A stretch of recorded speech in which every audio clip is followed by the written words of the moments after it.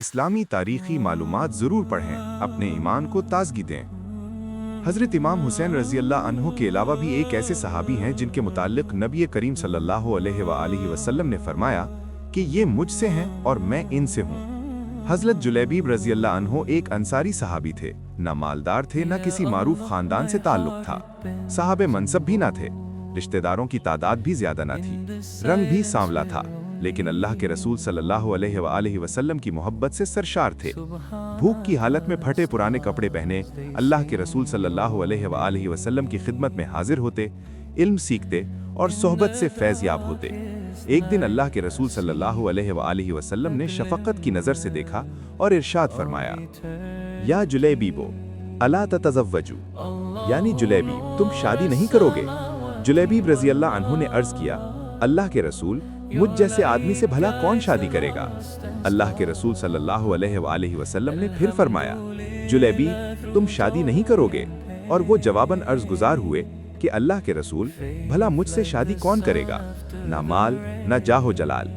اللہ کے رسول صلی اللہ علیہ وآلہ وسلم نے تیسری مرتبہ بھی ارشاد فرمایا، جلیبیب تم شادی نہیں کرو گے؟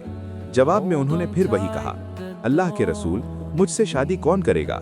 کوئی منصب نہیں، میری شکل بھی اچھی نہیں، نہ میرا خاندان بڑا ہے اور نہ مال و دولت رکھتا ہوں۔ اللہ کے رسول صلی اللہ علیہ وآلہ وسلم نے ارشاد فرمایا، اذهب الى ذاك البيت من الانصار وقل لهم رسول اللہ صلی اللہ علیہ وآلہ وسلم یبلغکم السلام ویقول زوجونی ابنتکم۔ فلاں انصاری کے گھر جاؤ اور ان سے کہو کہ اللہ کے رسول صلی اللہ علیہ وآلہ وسلم تمہیں سلام کہہ رہے ہیں اور فرما رہے ہیں کہ اپنی بیٹی سے میری شادی کر دو۔ جلیبیب رضی اللہ عنہ خوشی خوشی اس انصاری کے گھر گئے اور دروازے پر دستک دی۔ گھر والوں نے پوچھا، کون؟ کہا، جلیبیب۔ گھر کا مالک باہر نکلا، جلیبیب کھڑے تھے۔ پوچھا، کیا چاہتے ہو؟ کدھر سے آئے ہو؟ کہا، اللہ کے رسول صلی اللہ علیہ وآلہ وسلم نے تمہیں سلام بھجوایا ہے۔ یہ سننے کی دیر تھی کہ گھر میں خوشی کی لہر دوڑ گئی۔ اللہ کے رسول نے ہمیں سلام کا پیغام بھجوایا ہے۔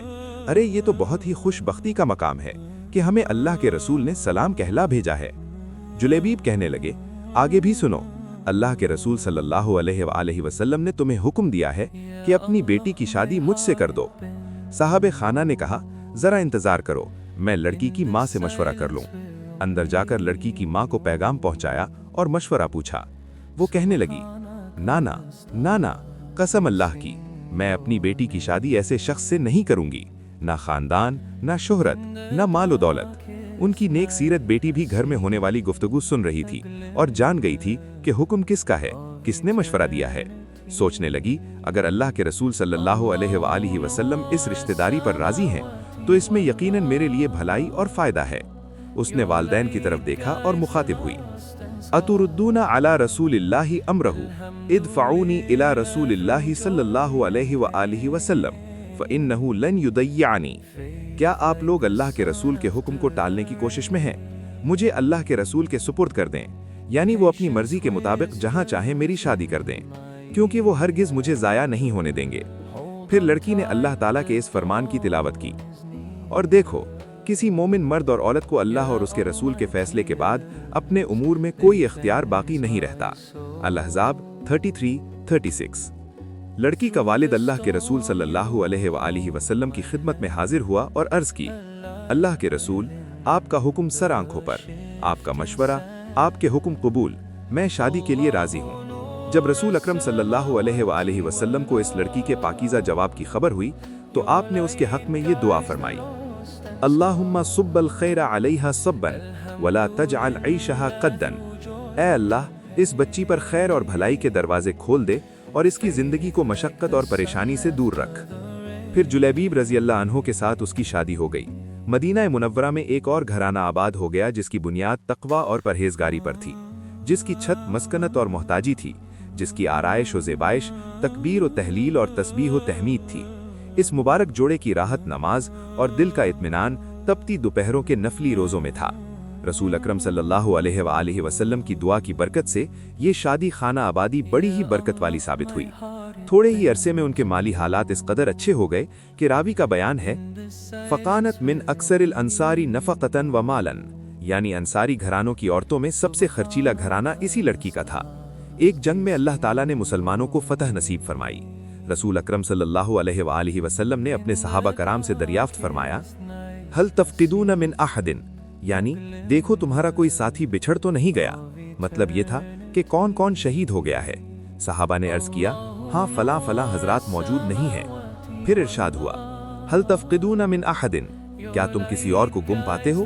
صحابہ نے عرض کیا، نہیں۔ یہاں حضور صلی اللہ علیہ وآلہ وسلم کی محبت دیکھیں، اس کے لیے جو کسی کے ذہن میں نہیں۔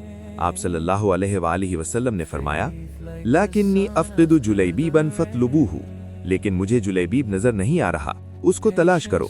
چنانچہ ان کو میدان جنگ میں تلاش کیا گیا۔ وہ منظر بڑا عجیب تھا۔ میدان جنگ میں ان کے ارد گرد 7 کافروں کی لاشیں تھیں، گویا وہ ان 7 سے لڑتے رہے اور پھر 7 کو جہنم رسید کر کے شہید ہو گئے۔ اللہ کے رسول صلی اللہ علیہ وآلہ وسلم کو خبر دی گئی۔ رؤوف و رحیم پیغمبر تشریف لائے، اپنے پیارے ساتھی کی ناش کے پاس کھڑے ہوئے منظر کو دیکھا، پھر فرمایا، یہاں جو لفظ بولے گئے ہیں ان پر غور کریں، یہ لفظ کسی کسی کو نصیب ہوئے۔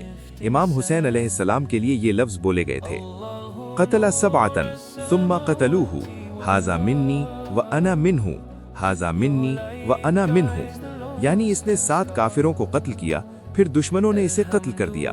یہ مجھ سے ہے اور میں ان سے ہوں، یہ مجھ سے ہے اور میں ان سے ہوں۔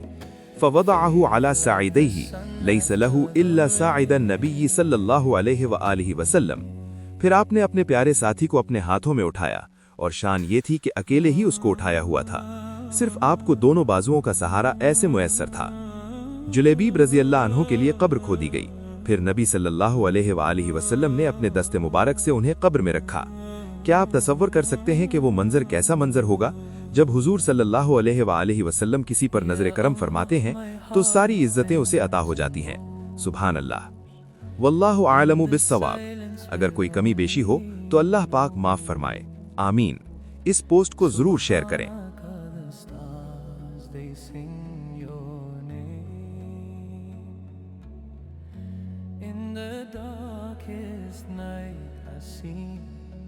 A glimmer of eternity. Allahu nur as-samawati wal-ard. Your light guides the lost and scarred. Alhamdulillah through joy and pain. Faith like the sun after the rain. Patient